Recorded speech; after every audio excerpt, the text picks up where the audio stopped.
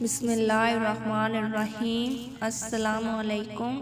Operation یعنی C section سے بچے ہونے کی بڑی وجہ۔ کولہے کی ہڈی عموماً پھیلی ہوئی اور چوڑی ہوتی ہے۔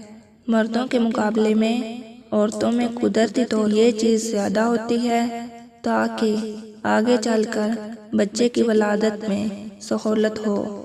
وٹامن ڈی کی کمی کی وجہ سے کولہے کی ہڈی کی صحیح نشو و نما نہیں ہوتی اور یہ بجائے پھیلنے کے سکڑ جاتی ہے، جس سے پیدائش کا راستہ تنگ ہو جاتا ہے اور خواتین کو بچوں کی ولادت کے وقت طرح طرح کی پریشانیوں کا سامنا ہوتا ہے اور آخر کار آپریشن کرنا پڑتا ہے۔ آج کل بچے کی ولادت کے وقت جو بکثرت آپریشن ہو رہے ہیں، ان کی ایک بڑی وجہ ان کے کولہے کی ہڈی کا سکڑا ہوا ہونا ہے۔